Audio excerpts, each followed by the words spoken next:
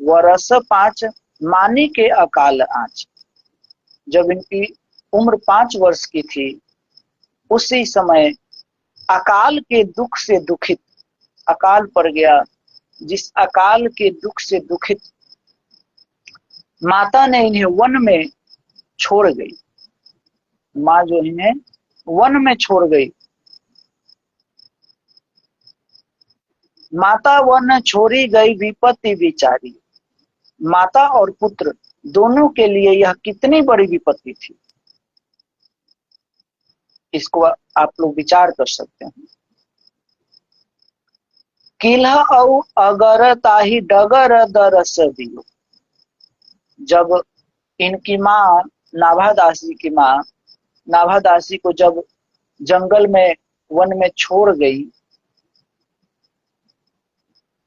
तो दैव योग से, भगवान की कृपा से श्री किल्ह देव जी और श्री अग्रदेवाचार्य जी दोनों महापुरुष जो हैं, किल्ह औ अगर ताही डगर दरस लिए, तो ये दोनों महापुरुष जो हैं उसी मार्ग से दर्शन देते हुए निकले। किनको? नाभादासी, जो भी 5 वर्ष की अवस्था के थे।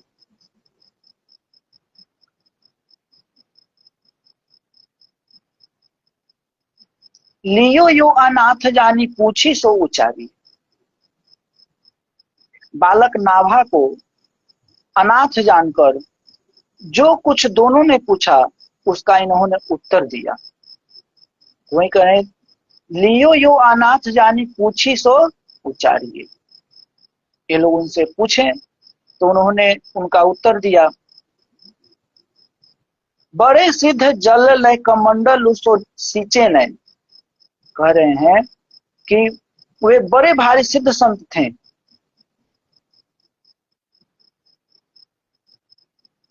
उन्होंने कौन? किल्ह देव जी। तो कह रहे हैं बड़े सिद्ध जल लय कमंडल उसो सींचे न। उन्होंने अपने कमंडल से जल लेकर नाभा जी के नेत्रों पर छिड़क दिया। संतों की कृपा से नाभा जी के नेत्र खुल गए। ये जो नेत्रहीन थे तो अब इनके पास नेत्र आ गए, इनको दिखाई देने लगे। और सींचे न चैन भय खुले चख जोरी को निहारी। और जब इनके नेत्र खुले, जब इनको प्रकाश मिला, तब इन्होंने अपने सामने उपस्थित दोनों संतों को देखकर इन्हें परम आनंद की प्राप्ति हुई। अब इसी पर व्याख्या करते हैं कि हनुमान वंश, कि इनका हनुमान वंश में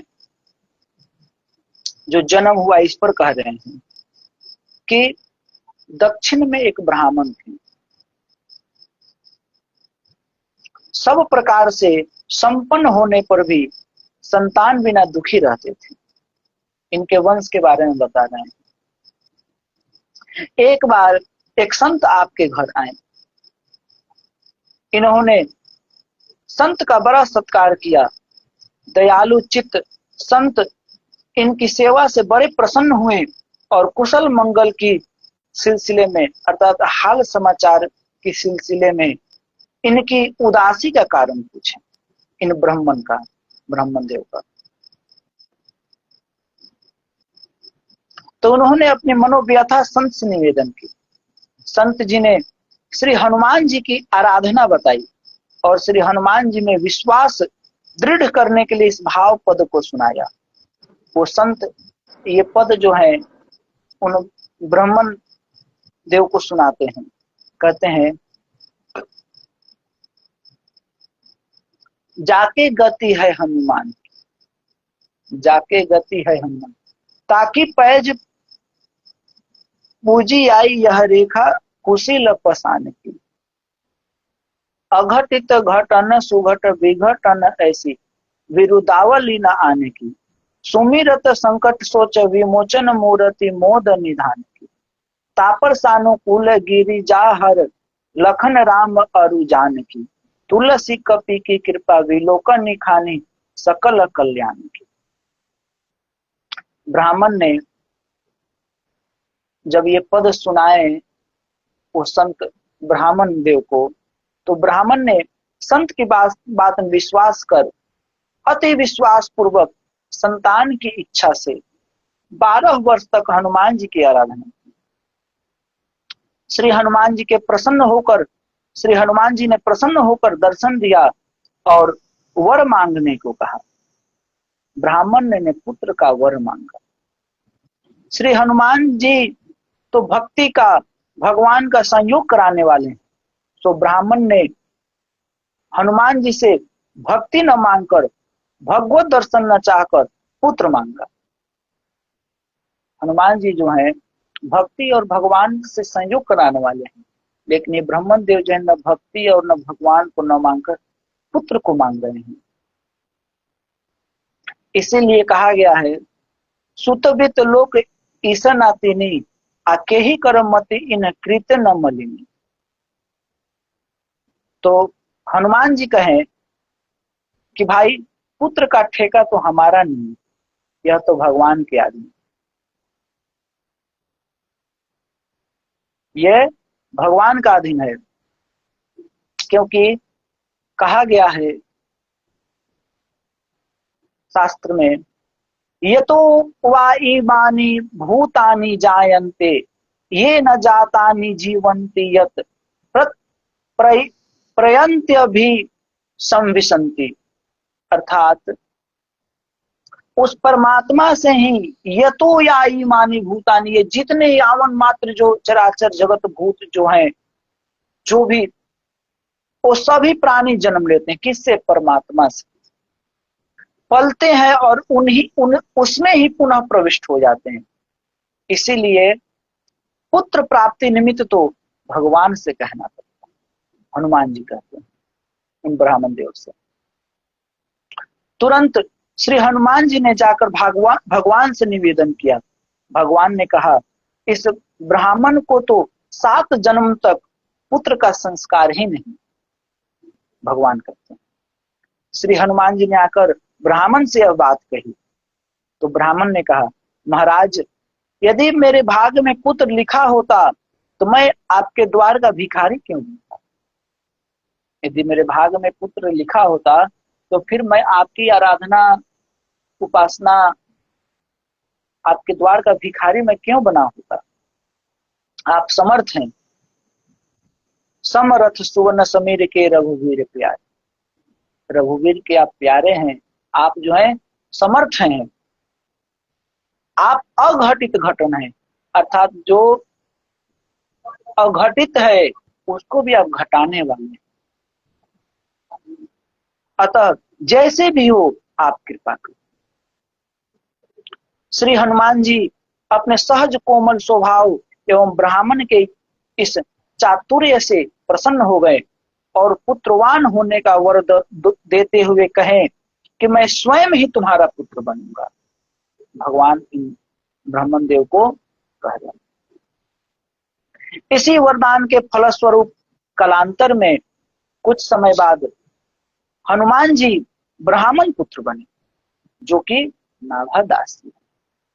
यही हनुमान जी जो हैं कालांतर में कुछ समय के बाद जो है इन ब्राह्मण देव के यहाँ पुत्र रूप में जन्म लिए।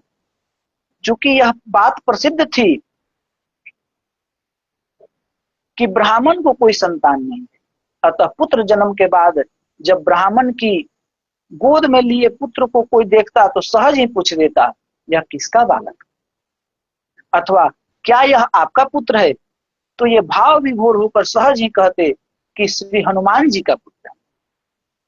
तो ये भाव विभोर होकर कहते हैं कि ये श्री हनुमान जी का पुत्र है, यह नहीं कहते कि श्री हनुमान जी ही हैं। परिणाम स्वरूप आगे चलकर इस वंश का नाम ही हनुमान वंश हो गया। इसी कारण यहाँ पर जो कवित्व में जो कह रहे हैं प्रियदास जी कि हनुमान वंश में ही जन्म प्रशंसा, तो ये इसी बात को लेकर के कहा गया है।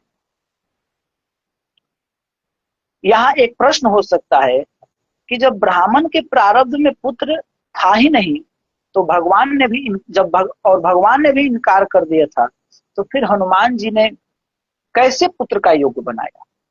तो फिर हनुमान जी पुत्र का योग्य कैसे बनाए?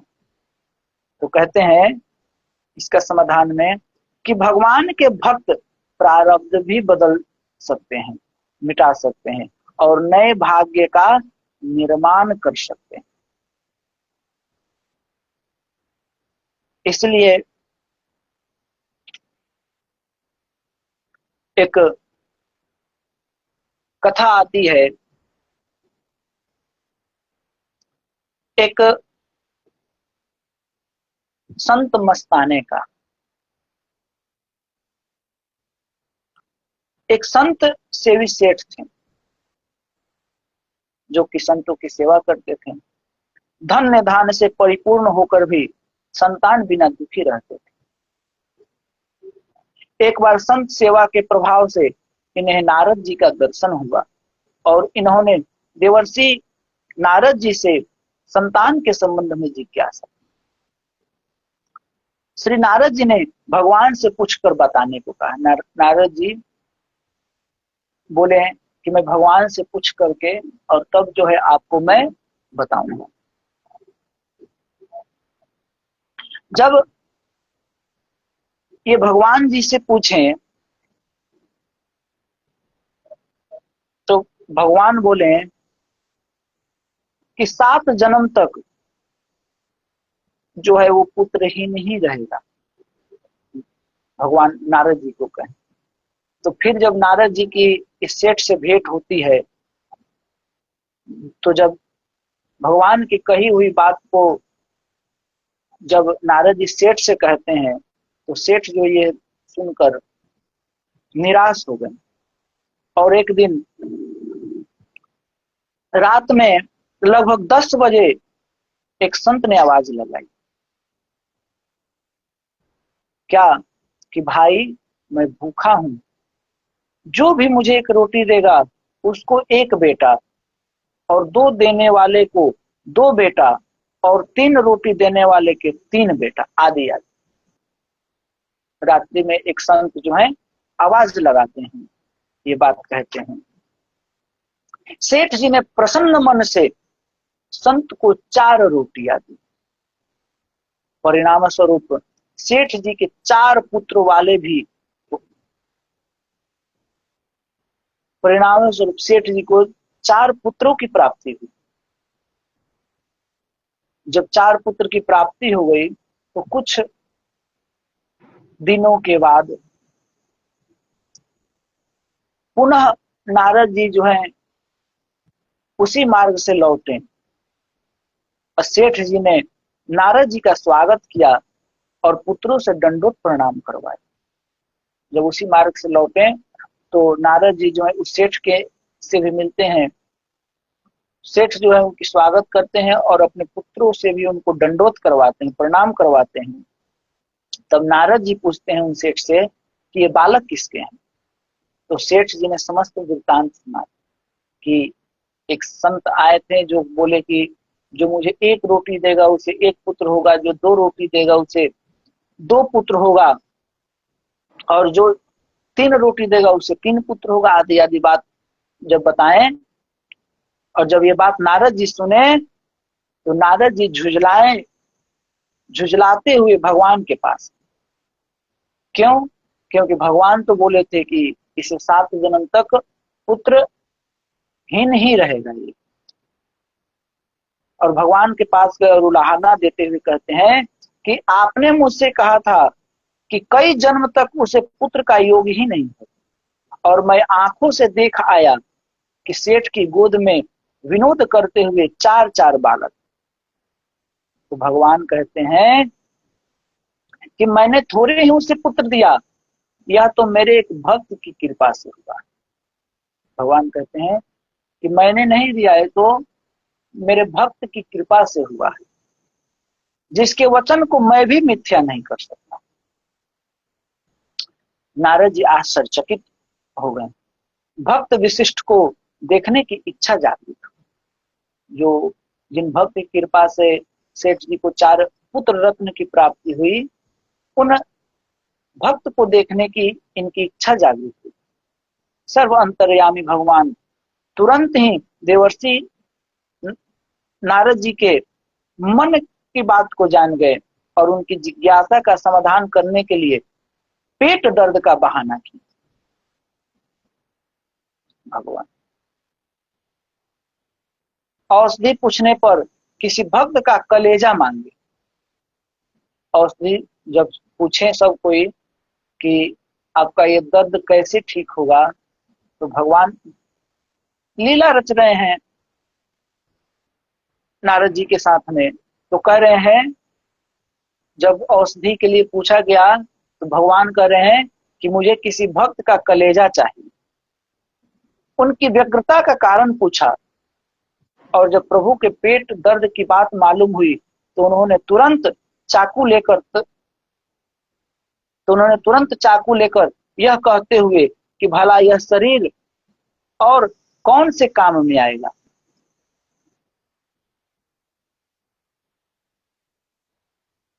जब वो औषधि के लिए जब पूछे तो जब भगवान बोले कि किसी भक्त का कलेजा चाहिए, तो नारद जी जो हैं खोजने निकल गए कि कोई भक्त जो है अपना कलेजा दे दे भगवान के लिए, परंतु निराश लौटे, कोई मिला नहीं।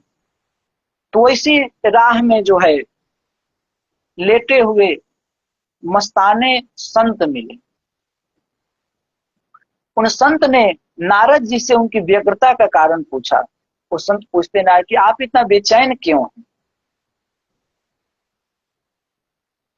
और जब प्रभु के पेट दर्द की बात मालूम हुई तो जब नारद जी उनको कहें कि ऐसी ऐसी बात है, भगवान को जो पेट में दर्द हुआ है और वो जो है किसी भक्त के कलेजा मांग रहे हैं। जब ये बात तो वो संत सुने तो उन्हें तुरंत चाकू लेकर यह कहते हुए कि भला यह शरीर और कौन से काम में आएगा, और उन्होंने दिल निकालने को उद्यत हुए। भगवान तत्काल प्रकट हुए। भगवान उसी समय प्रकट हो गए और बोले नारद जी से कि ऐसे भक्त की बात रखनी ही पड़ती जो मेरे लिए अपने दिल, अपने कलेजा भी देने के लिए तैयार है। नारद जी को भी अपनी भूल का भान हुआ कि कलेजा तो मेरे पास भी था। नारद जी को भी एहसास हुआ कि कलेजा तो मेरे पास भी था, लेकिन मैं नहीं दिया, मैंने दूसरे भक्त को खोजा। श्री नारद जी को भी अपनी भूल का भान हुआ। धन्य है ऐसे भक्त। श्री हनुमान जी तो ऐसे भक्तों में भी शिरोमणि। तो वही भगवान कह रहे हैं कि हनुमान जी जो है वो तो ऐसे भक्तों में शिरोमणि है। अतः यदि उस पुत्र संस्कारहीन ब्राह्मण को पुत्रवान बनाए तो इसमें आश्चर्य ही क्या, अर्थात इसमें कोई आश्चर्य नहीं है। अर्थात भाग्य की विधाता के विधि को भी जो है मिटाने में भक्त जो है सक्षम होते हैं। तभी तो भगवान वचन देते हैं महाभारत में कि मैं कभी किसी पर अस्त्र नहीं चलाऊंगा, अस्त्र शस्त्र नहीं चलाऊंगा।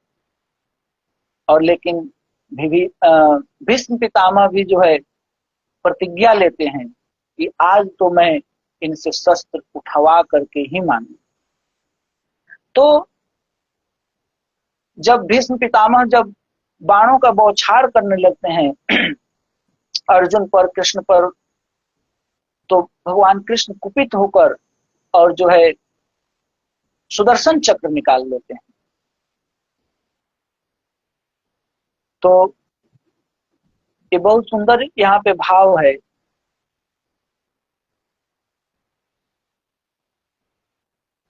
अपना मान टले पर भक्त का मान न टलते देखा। भक्त की बात को रखने के लिए ये अपने बात को भी जो है छोड़ दे रहे हैं। इस पर बहुत सुंदर व्याख्या है। तो कहने का तात्पर्य ये है कि भगवान जो है भगवान की जो विधि है उसे भक्त भी चाहे तो बदल सकते हैं। तो इसी हनुमान वंश में नाभाजी महाराज का प्रादुर्भाव था। और नाभाजी को जो है ब्रह्मा जी के अंशावतार माना जाता है।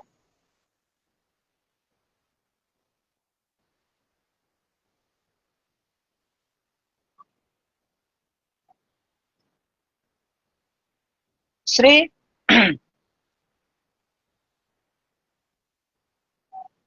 श्री सीताराम शरण जी वो अपने भक्ति सुधा स्वाद तिलक में नाभाजी के जन्म के संबंध में लिखते हैं कि स्वामी नाभाजी का नाम नभभुज है, आप अयोनिज पुरुष हैं। वो लिखते हैं सीताराम शरण जी। वो कहते हैं कि नाभाजी का नाम नभभुज और आप अयोनिज पुरुष हैं, अर्थात जैसे हम लोगों की उत्पत्ति हुई है माँ के गर्भ में, जैसे हम रहे हैं और माँ से जैसे हम लोगों का जन्म, वैसे उनकी अयोनिज हैं, अर्थात उनके जन्म नहीं हुआ है। और आपकी जाति तो कोई नहीं, आप श्री हनुमत स्वेद से हैं, अर्थात हनुमान जी के स्वेद से जो है प्रकट हैं, अतएव हनुमान वंशी प्रसिद्ध है। श्री सूर्य भगवान से विद्या पढ़ने के अनंतर जिस समय अंजनी नंदन पवन तनय श्री हनुमान जी भगवान के अंग से निकला, उसको भक्ति रत्न के कोषाध्यक्ष त्रिकालज्ञ जगत गुरु श्री शिव जी ने एक पात्र में रख लिया। कहते हैं कि जब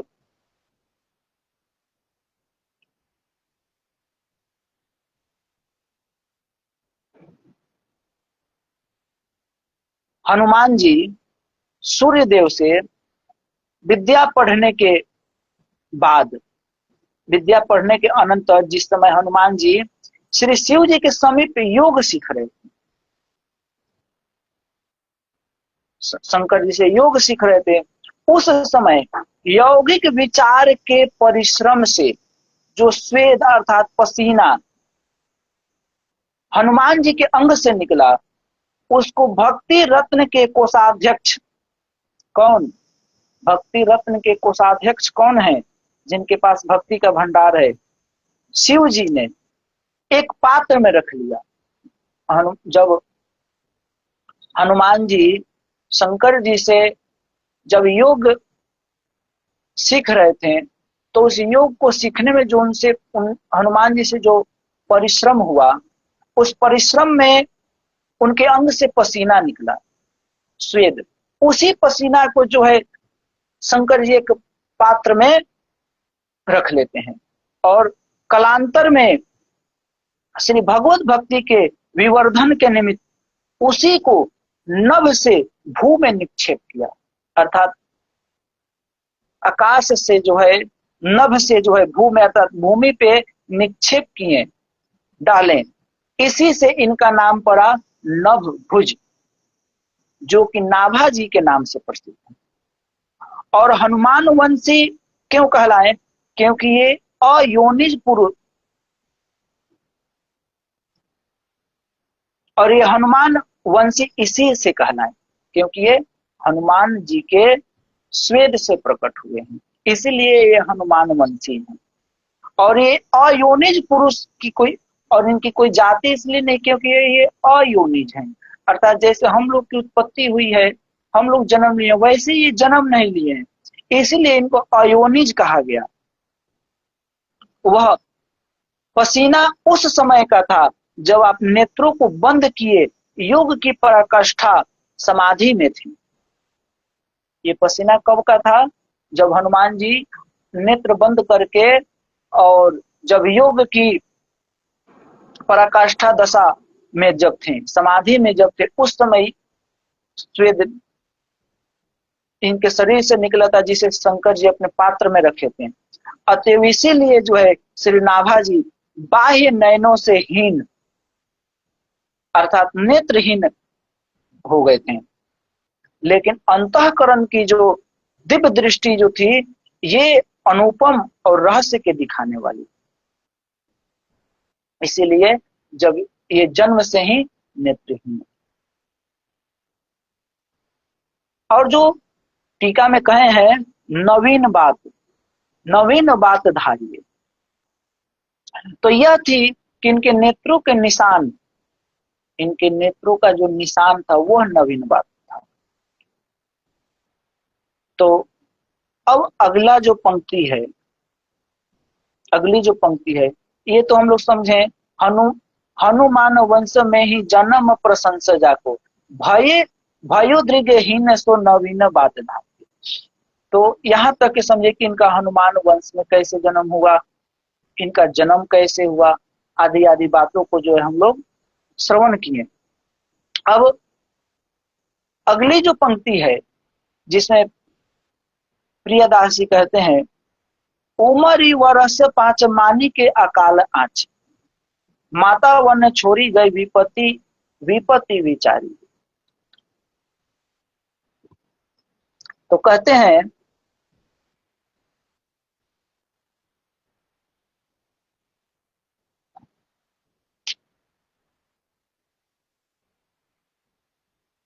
कि जब ये 5 वर्ष की अवस्था को हुए, तो जब उस समय अकाल जब पड़ा हुआ था, तो इनकी माँ जो है इनको वन में छोड़ करके चली गई।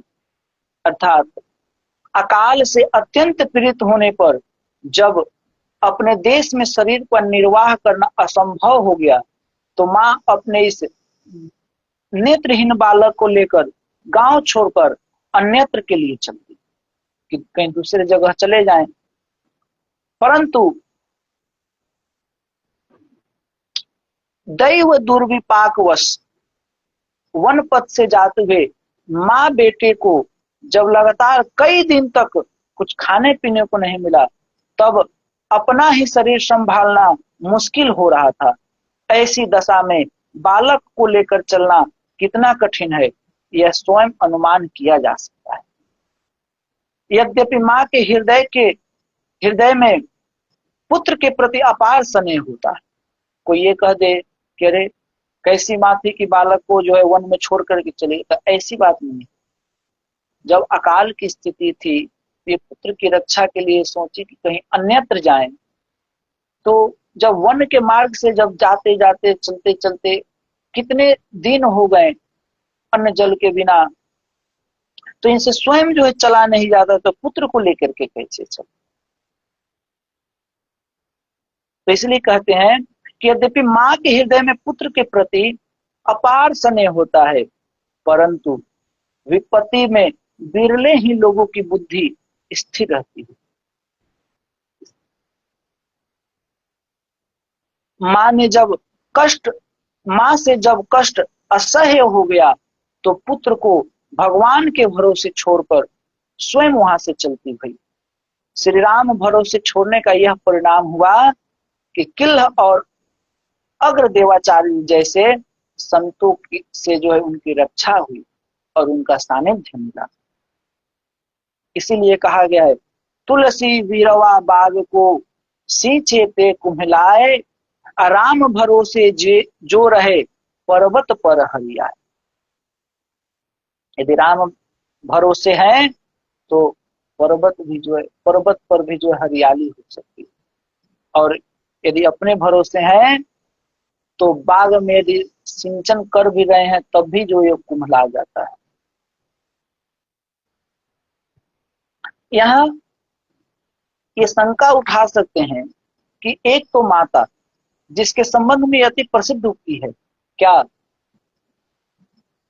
कि कुपुत्रो जायते क्वचित अपि कुमाता न भूत्, कि माता जो है कभी कुमाता नहीं हो सकती, पुत्र भले ही कुपुत्र हो जाता है।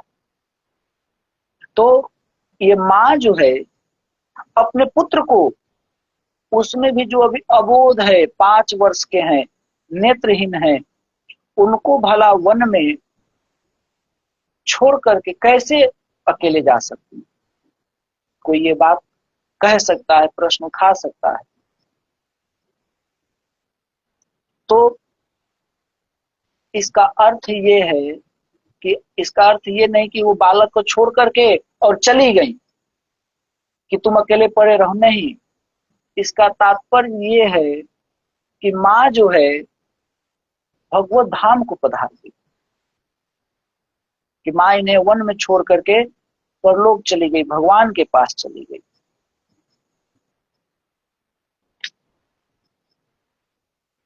विपत्ति विचारिए, तो वही कर रहे हैं, माता वन में छोड़ी गई विपत्ति विचारी।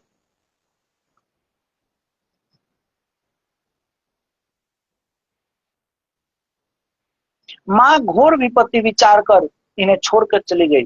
पुनः विपत्ति विचारिए का भाव है कि विपत्ति का कोई साथी नहीं, माँ भी बेटे को छोड़कर चली गई।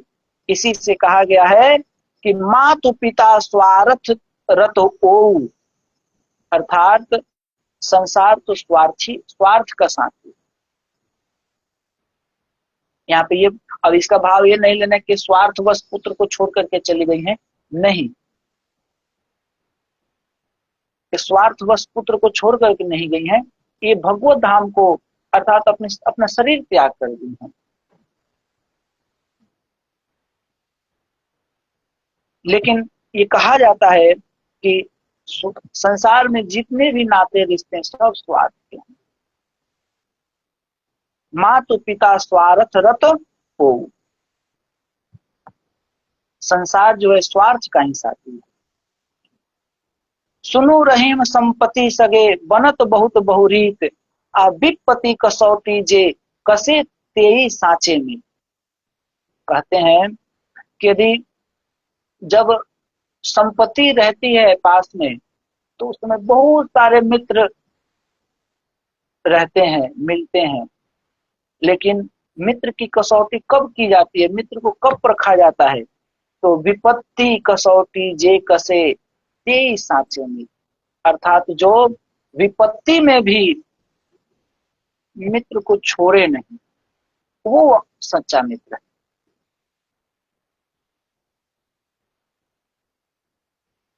तुलसी कुसुमों के परे को काहू को नाही, घर की नारी को कहे तन की नारी नाही।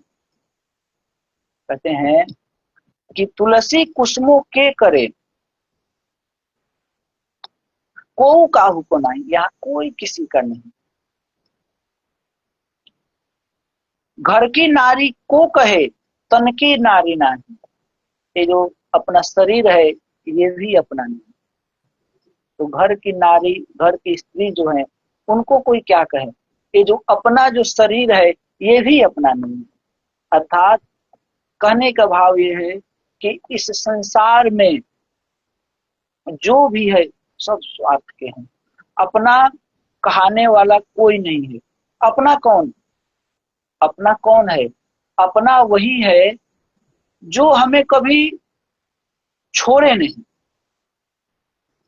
लेकिन इस संसार में वास्तविकता से यदि देखें तो संसार में जितने भी हैं वो सब छोड़ के जाने वाले। एक परमात्मा जो है हमेशा साथ रहता है, क्योंकि हम जीवात्मा है और हमारे अंदर भी परमात्मा है। परमात्मा कभी साथ छोड़ने वाला नहीं। इसीलिए मीरा जी कहती हैं, मीरा जी से जब उनके घर वाले कहते हैं कि तुम शादी कर लो, तो कहती हैं कि मैं शादी नहीं करूंगी। बोल तो घर उनके परिवार वाले लोग कहते हैं कि क्यों नहीं करोगी? तो कह रही हैं कि मैं उसी से शादी करूंगी जो मुझे कभी छोड़े नहीं। क्यों? क्योंकि मैंने इस संसार में देखा कि मेरे जो भी अपने थे सबने मुझे छोड़ दिया। मेरे माँ पिता, जो थे अपने, वो सब जो है मुझे छोड़ दिए, तो मैं उसी से शादी करूंगी जो मुझे कभी छोड़े नहीं। इसलिए वो जो भगवान को ही अपना पति माने। क्यों? क्योंकि भगवान कभी छोड़ने वाले नहीं।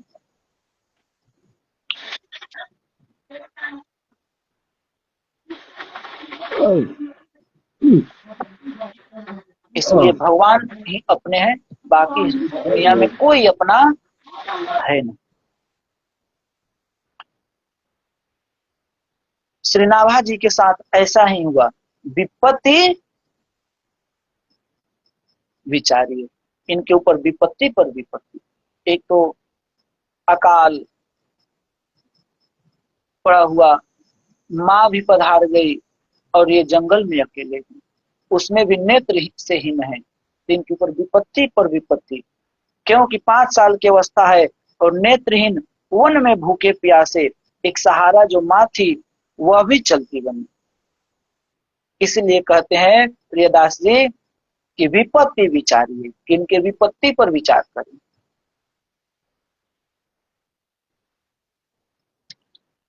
एक यहाँ पर दृष्टांत देते हैं गोस्वामी तुलसीदास जी का।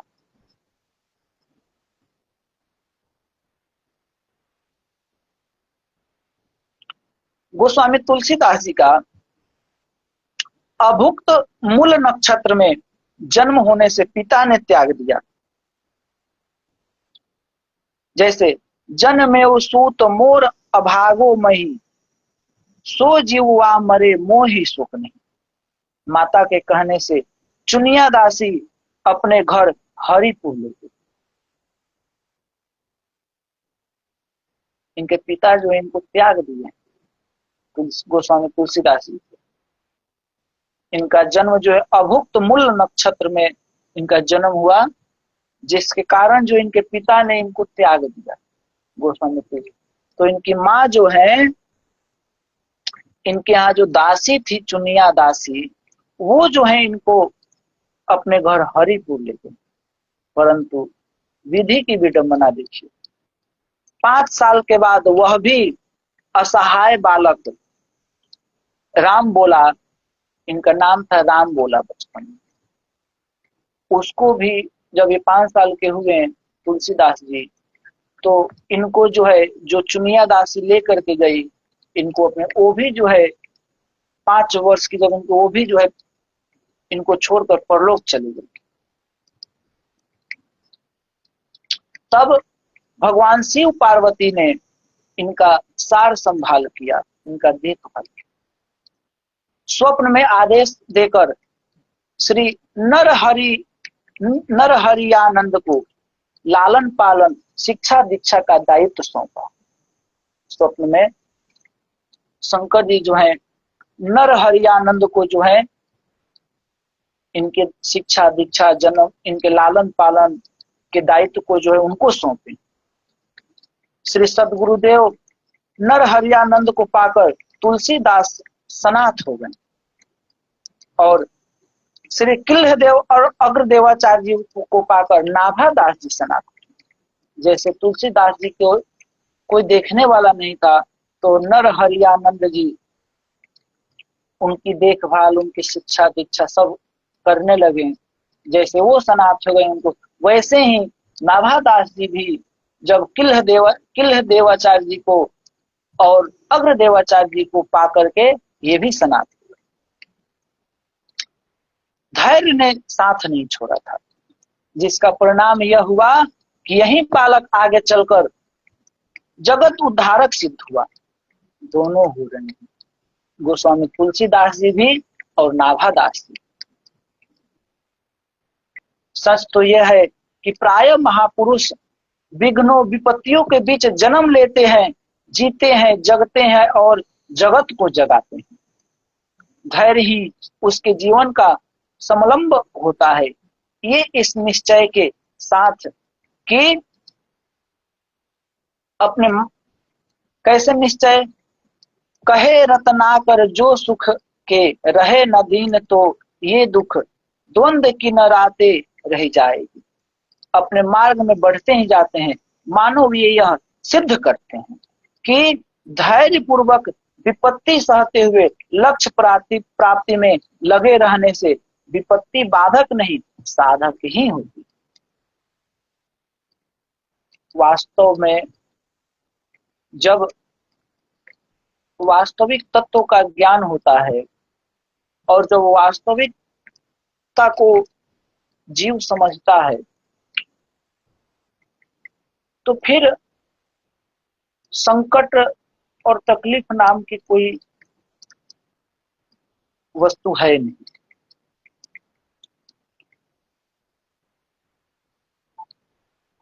जब वास्तविक तत्व को समझ जाए तो फिर कोई संकट कष्ट तकलीफ नहीं है। और अगर कोई कष्ट संकट तकलीफ है तो समझता है कि तो ये साधन है, ये साधक, ये जो है हमारी साधक है। इसलिए इस चीज को बहुत बारीकी से समझना चाहिए। जैसे कोई संत पेड़ के नीचे रहते हैं, शीत में, बरसात में, गर्मी में, कोई सही पर, तो अन्य व्यक्ति को लगता है, जो साधक नहीं है उनको लगता है कि अरे इन संत को तो बहुत कष्ट हो रहा है। लेकिन वास्तव में उन संत को वहां पर जो परम आनंद की प्राप्ति होती है, परम सुख मिलता है। तो इसलिए उनके लिए वो कष्ट कष्ट नहीं है, वो साधक। तो इस चीज को समझना बहुत कठिन है। अगर इस पर विचार करें बारीकी से और जब वास्तविक तत्व को समझ जाए तो फिर ये सब कष्ट कोई कष्ट नहीं। तो अब यहाँ जो इसी पंक्ति में आगे कहते हैं, किल औ अगर ताही डगर दरस दियो लियो यो अनाथ जानी पूछी सो ऊंचाई। जब किल्ह देवाचार्य को और अग्र देवाचार्य जब इनको देखते हैं तो इनको अनाथ जान करके पूछते हैं, पूछी सो ऊंचाई। पूछते हैं, क्या पूछते हैं? तुम कौन हो? तो वो उत्तर क्या देते हैं? शरीर पंचभूतों का संघात है, आत्मा अनाम है। अर्थात ये शरीर जो है पंचभूतों का संघात है, पंचभूतों से मिलकर के एक शरीर बना है। आत्मा अनाम है, और इसमें जो आत्मा है उसका तो कोई नाम नहीं, ये तो शरीर का नाम है, लाडली शरण आदि आदि। लेकिन इसमें जो जीवात्मा है उसका तो कोई नाम नहीं है, वो तो अनाम, नाम रूप रहित है। ऐसी स्थिति में मैं आपको कौन नाम बताऊं? नाभादासी कहते हैं अग्र देवाचार्य जी से और किल्ह देवाचार्य जी से कि मैं आपको कौन नाम बताऊं, मैं आपको कौन बताऊं कि मैं कौन हूं? यह मैं नहीं जानता। ठीक भी है। माया ईस न आपू कहे जान कही सो जीव। तो ये बात जब कहते हैं नाभादास, जब वो पूछते हैं कि तुम कौन हो, तो जब ये बोलते हैं कि ये शरीर जो पंचभूतों से निर्मित है और आत्मा जो अनाम, आत्मा का कोई नाम नहीं, तो इस स्थिति में मैं आपको कौन बताऊं कि मैं कौन हूं?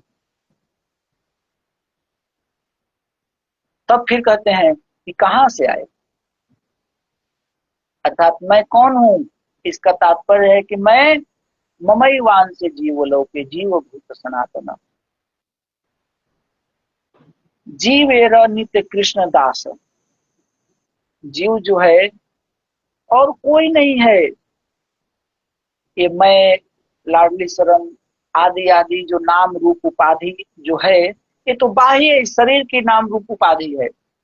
वास्तविकता तो ये है कि मैं कौन हूं, तो मैं भगवान का अंश हूं। मैं भगवान का नित्य दास हूं, नित्य सेवक हूं।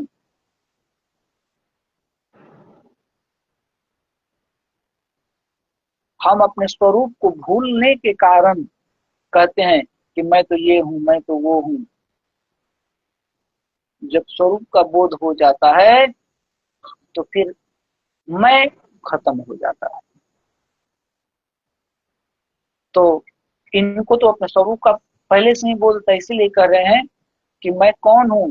तो मैं तो न तो, क्योंकि मेरा कोई नाम है नहीं है कि ये शरीर जो है पंचभूत से बना है और आत्मा का कोई नाम होता नहीं, तो मैं कैसे बताऊं मैं कौन हूं? अर्थात मैं जीवात्मा, मैं भगवान का अंश। फिर पूछते हैं कि कहां से आए, तो कहते हैं जीव का किसी निश्चित स्थान से निश्चित स्थान तक आना जाना नहीं होता। कर्मानुसार सुख दुख भोगता हुआ भटकता रहता है स्वर्ग नरक मृत्यु लोक में आके। इसलिए कहा गया है कर्म प्रधान विश्व की राखा, जो जस करे सो तस फल चाखा। तो जब ये पूछते हैं कि तुम कहां से आए, थे कहते हैं अब कहां से बताए कि कहां से आए हैं। अगर बोले कि माँ के गर्भ से आए हैं, तो फिर माँ के गर्भ में कहां से आए? फिर कहीं ना कहीं थे, फिर उसमें भी कहां से थे? तो इसका लेखा जोखा लगाना बड़ा कठिन। अर्थात इसका सबसे सटीक उत्तर है कि कहां से आए, तो उसी परम पुरुष परमात्मा भगवान के पास, और कहीं से नहीं आए। अब कोई कहे कि माँ के गर्भ से आया हूं, तो माँ के गर्भ में जब आदमी आया तब कहां से आया? फिर कहीं से ना कहीं से आया था, उसके पहले कहीं दूसरे शरीर में था। तो इस स्थिति से हम कहां से आए ये निश्चित रूप से कहना बहुत कठिन। फिर पूछते हैं कि तुम्हारा रक्षक कौन है? तो कहते हैं जो सबका रक्षक, जो सबका रक्षक है। क्योंकि कहा गया है अरक्षितम तिष्ठति तिष्ठति दैव रक्षितम सुरक्षितम दैव हतम विनश्यति जीवतन जीवत्यनाथ नाथोपि वने विसर्जितः कृत प्रयत्नोपि गृहे न जीवत। कहते हैं अरक्षितम तिष्ठति दैव रक्षितम, कि दैव रक्षितम अर्थात दैव जिसकी रक्षा करता है वह लोक दृष्टि से अरक्षित होने पर भी, अर्थात जिसकी रक्षा नहीं होती है तो अरक्षित होने पर भी सुरक्षित रहता है। जैसे प्रहलाद जी, प्रहलाद जी को उन प्रहलाद जी के पिता हिरण्यकश्यप कितना उनको मारने का प्रयास किया, लेकिन जिसकी रक्षा स्वयं भगवान करे, फिर वो कभी भी आरक्षित नहीं, अर्थात असुरक्षित नहीं है, वो सुरक्षित है।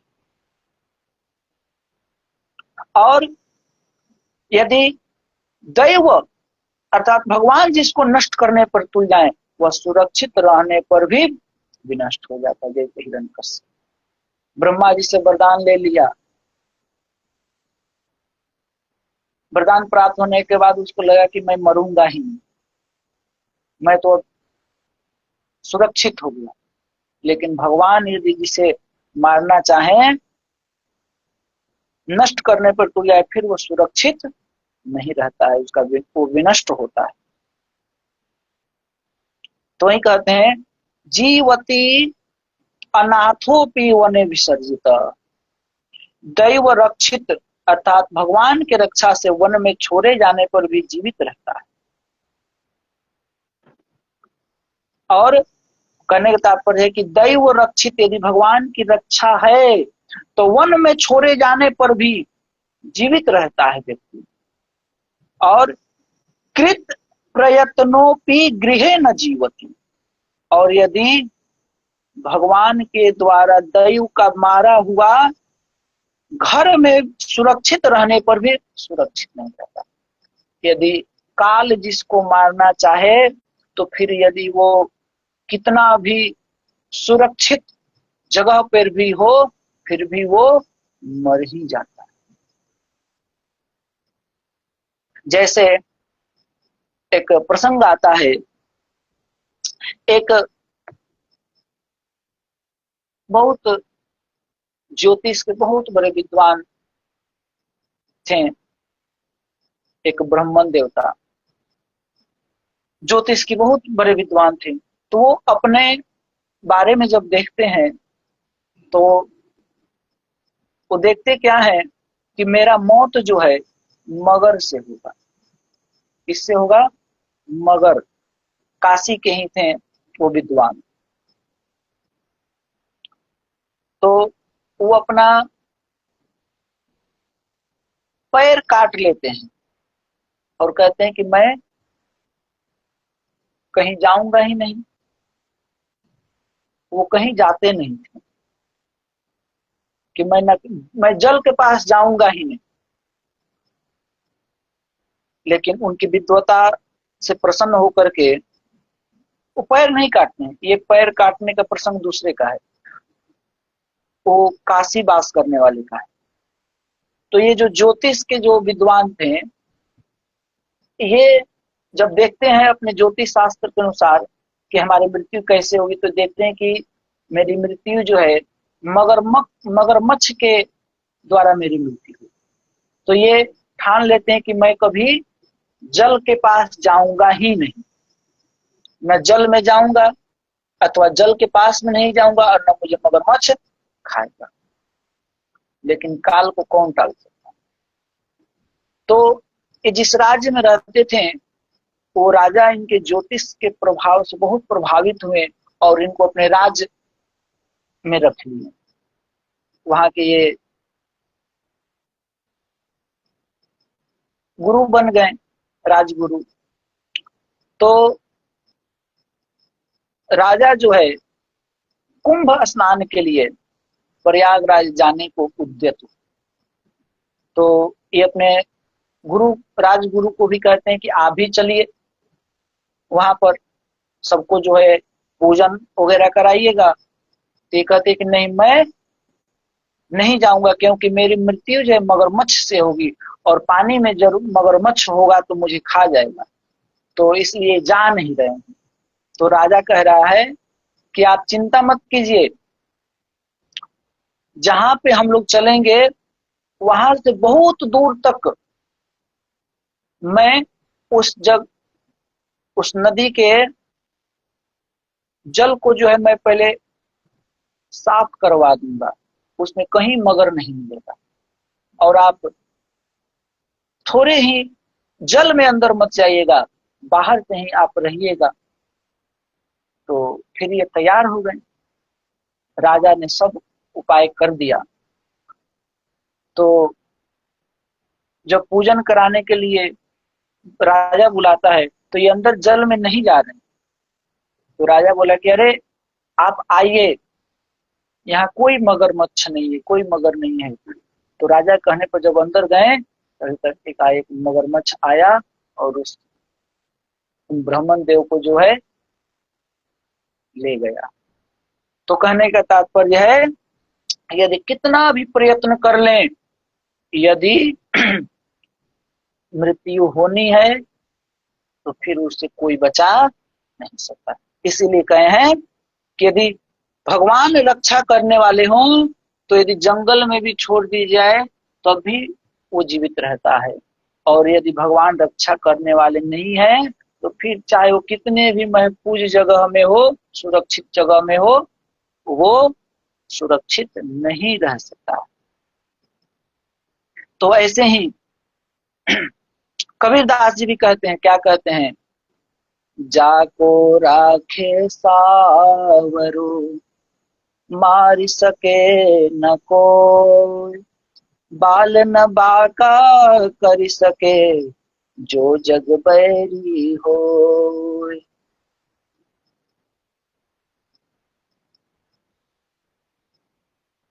इसी प्रकार जो है जब किलदेव जी जब नाभा जी से जब किलदेव जी प्रश्नों का बड़ा ही तात्विक समाधान किया, उनके मुख से बरवश निकला। किनके? नाभाजी के। हो नहार बिरवान के होत चीकने पात, खुले चख संतो खुले चख, मतलब कि इनके नेत्र भी खुल गए। हो नहार बीरवान के होत चिकने पात, जो होनहार होते हैं, जिनको होनहार होना है, उनके लिए सभी मार्ग जो है। अब इसका तात्पर्य ये मत ले लें कि अब तो अरे हमारे भाग में यदि भगवत प्राप्ति लिखी होगी तो होगी, नहीं। ये होनी भी तब होती है अपने कर्मानुसार ही होनी भी होती है। ऐसे अब कोई केवल गलत करे और अगर उसके ऊपर कृपा होती है तो उसके पूर्व जन्म का कोई संस्कार है, पूर्व जन्म का कोई कर्म विशेष संस्कार है, जिसके कारण इस जन्म में उसे कृपा प्राप्त हो जाती है। अथवा कोई बहुत दुष्ट है लेकिन वो सुखी पूर्वक रह रहा है, तो उसके पूर्व जन्म का पुण्य है जिसके कारण वो अभी सुखी है। लेकिन अभी जो गलत कर रहा है इसका फल फिर वो आगे भोगेगा।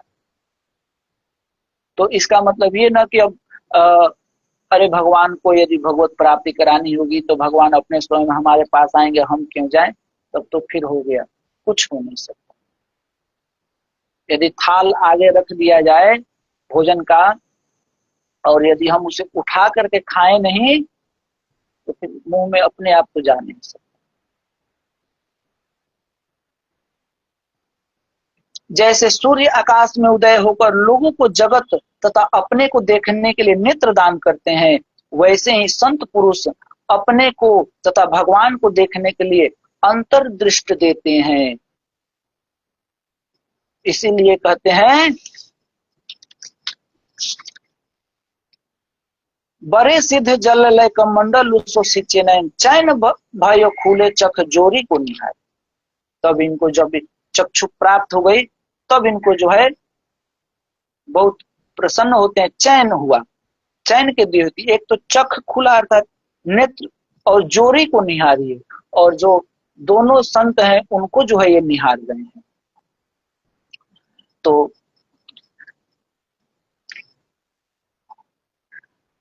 आज का प्रसंग यहीं तक रहता है। अब कल जो है शेष प्रसंग को कल हम लोग श्रवण करेंगे। आप लोग समय से रहें ताकि भक्तमाल ग्रंथ के श्रवण का लाभ ले सके। जय जय श्री राधे श्याम ठाकुर प्यारी लाल की जय, लाडली लाल की जय, श्यामा श्याम की जय, श्री अग्रदेवाचार्य जी महाराज की जय, श्री नाभादास जी महाराज की जय, श्री प्रियादास जी महाराज की जय, वृंदावन धाम की जय, श्री यमुना महारानी की जय, सब संतन की जय, सब भक्तन की जय। जय जय श्री राम।